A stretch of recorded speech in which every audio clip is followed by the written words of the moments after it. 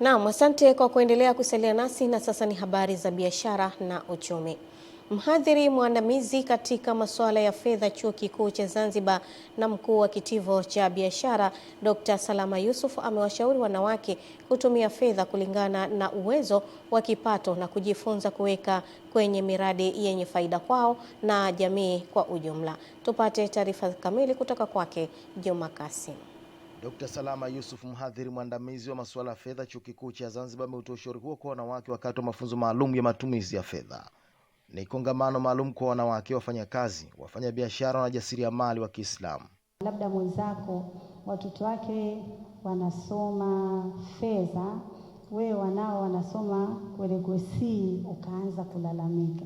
Tunarudi kule kule, namna ya kupata pesa na namna ya kuipangia matumizi, yani uishi kulingana na kipato chako, na huu ndio Uislamu. Akizungumzia umuhimu wa mafunzo hayo, Dr. Salama amesema lengo ni kumjenga mwanamke katika matumizi ya fedha, kumuinua kiuchumi na kuzingimilia fursa za maendeleo. Mwanamke ni kama vile ndio mtu ambaye ana manage pesa katika ngazi ya familia.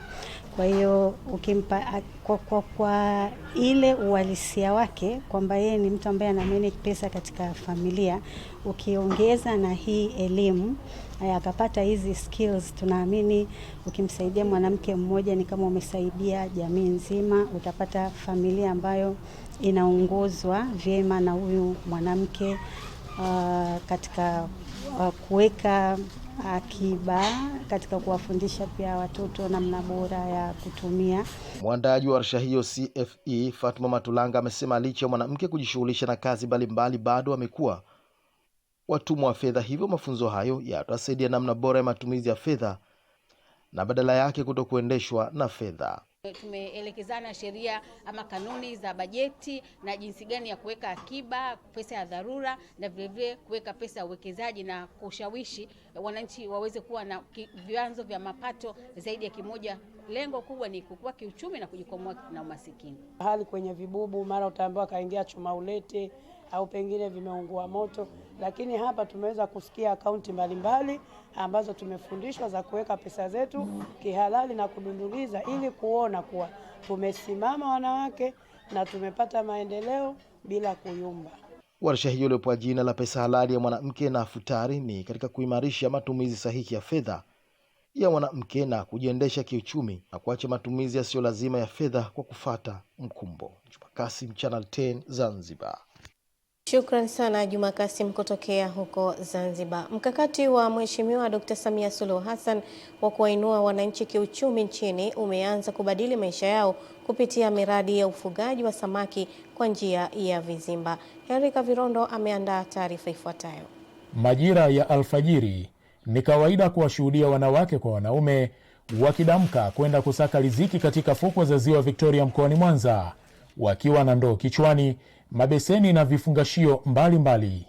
Wapo wanaorejea nyumbani na samaki na wengine patupu, hatua inayokilazimu chama kikuu cha ushirika mkoa wa Mwanza NCU kuwafadhili wanachama wake kwa mikopo ya serikali kufuga samaki kwa njia ya vizimba. Meneja mkuu wa NCU mkoa wa Mwanza Daudi Masantaja amesema mradi huo unatarajiwa kuanza mwanzoni mwa Aprili mwaka huu. Tunatarajia kuwawezesha waweze kupata vifaranga ambavyo vitakuwa vikizalishwa na Nyanza, lakini pia tuweze kununua chakula kwa jumla kwa kuanzia miaka ya mwanzoni na kuweza kuwapelekea wanachama wetu.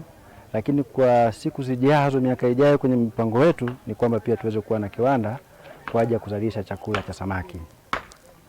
Ukija katika upande wa masoko, tunatarajia kwamba samaki wote ambao watazalishwa na wanachama wetu tuweze kuwatafutia masoko. Ufugaji huo utatekelezwa katika mwala wa Kisoko, kata ya Luchelele, wilaya Nyamagana, jijini Mwanza, baada ya NCU kufanya mradi huo kwa awamu 3 zilizopita kwa mafanikio. Eneo la masoko limekuwa likifanya vizuri, tulivuna na kuhakikisha kwamba tunalipa mkopo huo bila kuwa na changamoto yoyote.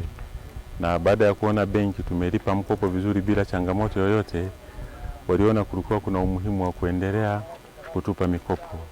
Hivyo basi walitupa mikopo mwingine ambao ulikuwa unahusisha vizimba 4 ambavyo navyo tayari tumeshapandikiza vifaranga tunasubiri tu muda wa kuvuna samaki hao ili tuweze kuwavuna. Samaki tunayemfuga ni samaki ambaye amekidhi ubora na viwango, kwa sababu chakula tunachompatia samaki wa kufugwa tunasema ni balanced diet. Kile chakula kwa Kiswahili sijui tunawekaje, kile chakula kina virutubisho vyote. Kwa mfano kama ni protini labda 28% anapata. Lengo la serikali ya awamu ya 6 chini ya Mheshimiwa Rais Dr. Samia Suluhu Hassan kuvikopesha vikundi mbalimbali zaidi ya bilioni 22 za kuanzisha miradi ya ufugaji wa samaki kwa njia ya vizimba ni kufungua fursa za kiuchumi kwa wananchi ili wajikwamue kiuchumi. Henry Kavirondo, Channel 10, Mwanza. Wajasiriamali mkoani Tabora wameliomba Shirika la Viwango Tanzania TBS kufanya ukaguzi wa mara kwa mara katika maduka ya vipodozi na maeneo yanayozalisha bidhaa za urembo ili kudhibiti matumizi ya kemikali hatarishi zinazoweza kusababisha madhara ya kiafya ikiwemo magonjwa ya ngozi na saratani. Mwandishi wetu Adela Moses kutoka mkoani Tabora ameandaa taarifa ifuatayo. Wito huo umetolewa wakati wa mafunzo kwa wajasiriamali wadogo wa manispaa ya Tabora yaliyoandaliwa na Shirika la Viwango Tanzania TBS kwa lengo la kuwajengea uwezo wa kuzalisha bidhaa salama na zenye ubora wanaokidhi viwango vinavyotakiwa. Naona wazalishaji wengi sana wanazalisha pembeni yani wanazalisha kificho. Anazalishia mwingine chumbani, anapaki, anauza. Mwingine anajaza kwenye ndoo, anasafirisha. Anaenda kuuza, mtu anapaki. Wale wanaathiri ngozi kwa hatua kubwa sana. Tukizingatia wadada wanataka kung'aa kwa haraka. Wamama unamkuta age miaka 50 kama sisi, ana miaka 60, 70, anang'ang'aniza kuharibu ngozi yake. Lakini pia tunapata saratani nyingi, hasa wanaume wanapaka sehemu za mapaja. Kwa hiyo ule msuguano unaenda kumaliza kupunguza nguvu za uzalishaji. Mimi nawaomba TBS waendelee na kusaka hatua kwa hatua, mtaa kwa mtaa. Sisi tutashirikiana nao, wakiomba ushirikiano wetu tutawaelekeza ili watu waweze kutumia vipodozi vilivyo sahihi. Watu hawa ambao wanaozalisha kwa holela kwamba waweze kupata mamlaka, waweze kujisajili TBS. Kwa wakaidi watachukuliwa hatua na watakuwa wamepoteza mitaji yao. Kwa upande wake afisa udhibiti ubora TBS kanda ya Magharibi Bwana Michael Mayala ameelezea mikakati ambayo Shirika la Viwango nchini TBS inayoendelea nayo katika kudhibiti uzalishaji na usambazaji wa bidhaa zisizokidhi viwango vya ubora na usalama. Sisi tunaendelea kusisitiza kwamba kama shirika kabla ya mtu hajanunua hicho kipodozi ni vema akaangalia kwanza, angalie muda wake wa matumizi kama bado uko ndani ya muda hivyo anunue, na pili angalie hicho kipodozi kama kina vile viambata sumu ambavyo tumeshaviorodhesha kwenye website ya TBS. Vipodozi ambavyo tunavikamata, na kwa mzalishaji ambaye tunamkamata, kwa muuzaji ambaye tunamkamata anauza vipodozi ambavyo vimezuiliwa, vyenye madhara, vyenye viambata sumu, hivyo watu tunaviondoa sokoni, tunaenda kuteketeza kwa gharama za mzalishaji na anapigwa faini.